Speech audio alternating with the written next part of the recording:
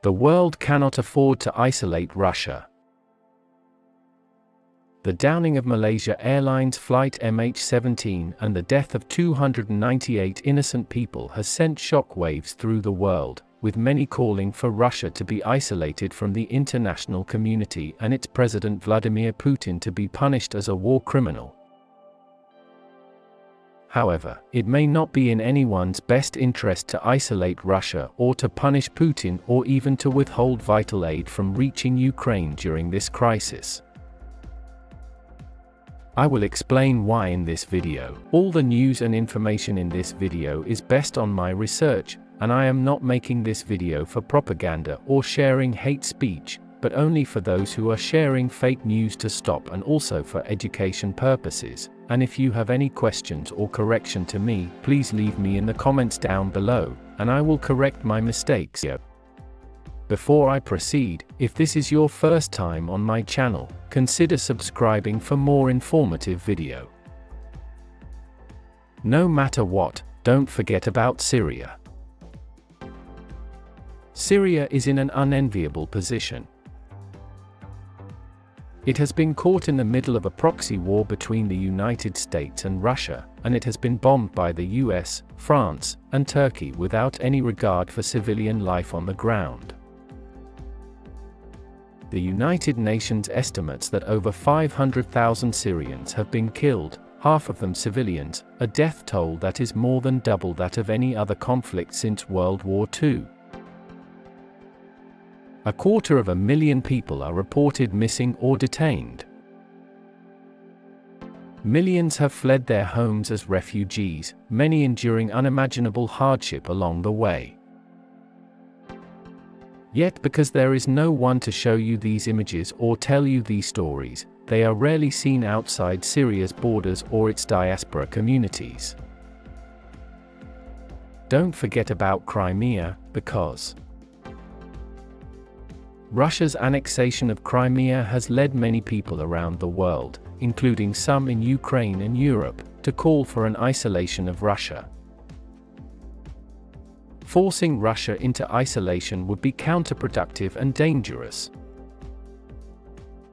It would send the message that we are not willing to find a resolution with them, but rather want them gone from the international arena. This will only push Russia further away from Western ideals and towards more authoritarianism. The sanctions imposed by the West have already created a financial crisis in Russia, and this is still ongoing. The major changes happening within Russia are internally driven, and as long as there is economic prosperity in the country, any type of outside pressure will have little effect on Putin or his regime. In addition, since most European countries depend on Russian gas exports, isolating Russia could lead to potential shortages within these countries. In light of the unprecedented Western sanctions imposed on Russia due to its military intervention in Ukraine, President Vladimir Putin stated on Wednesday that it would be impossible to isolate the nation. It is impossible to isolate Russia, no matter how much someone would try, Putin said at the Eastern Economic Forum in Vladivostok, a Pacific port city. In his remarks, Putin stated that the coronavirus epidemic has been replaced by new issues, also of a global nature, endangering the entire globe. The West's undisguised aggressive attempts to impose certain behavior patterns on other nations, strip them of their sovereignty, and subject them to their will are what Putin was referring to when he said, "I mean the sanctions fever in the West." Putin isn't crazy, he just wants to protect his citizens. Putin is a smart and calculated leader. He is not crazy, as many Western leaders would have you believe. Putin is nothing if not pragmatic, and he has a clear understanding of the threat posed by radical Islamism. The only way to protect the citizens of his country from such threats is through cooperation with other countries. Isolationism will not work, Putin knows that better than anyone else in the world right now. He remembers what it was like for Russia when it was isolated from the rest of the world, during Soviet times. That isolation led to economic stagnation and an overall deterioration in living standards for its people. What's more, those living standards took decades to recover. Isolationism simply doesn't work. The USA isn't innocent either. No one is innocent. The USA has a history of interventionism in the Middle East, going as far back as 1953 when they overthrew Iran's democratically elected prime minister and installed their own Shah Mohammad Reza Pahlavi. They've also interfered with other countries' elections and overthrown democracies, including in Chile and Guatemala. They are always looking for an excuse to intervene and tell other countries what to do. Just look at the Venezuelan government. Russia does have a bad track record too. It invaded Georgia in 2008, Crimea, Ukraine in 2014, Syria in 2015, which was illegal under international law.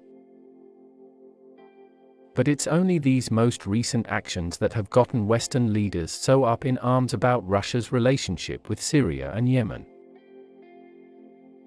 Increased sanctions against Russia won't do any good. The Russian Federation has called for dialogue with all parties involved in the Ukrainian crisis and has also called for an international investigation into the crimes committed by all sides. Meanwhile, the West has disregarded this call for dialogue and seems intent on escalating its conflict with Moscow. If the West continues its current policies towards Russia, it is highly likely that we will see military escalation in Eastern Europe. In addition to claiming that efforts to isolate Russia were futile in light of a shift toward Asia, Russian President Vladimir Putin referred to the sanctions put in place by the West after the invasion of Ukraine as a threat to the entire globe. Putin made the remarks on Wednesday while delivering a speech at the Eastern Economic Forum in Vladivostok, a port city on the Pacific coast of Russia.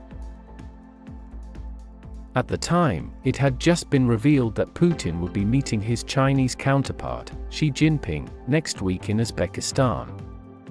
Putin condemned the sanctions fever he claimed was sweeping the West and referred to the measures as undisguised aggressive attempts to impose behavior patterns on other countries, strip them of their sovereignty, and submit them to their will.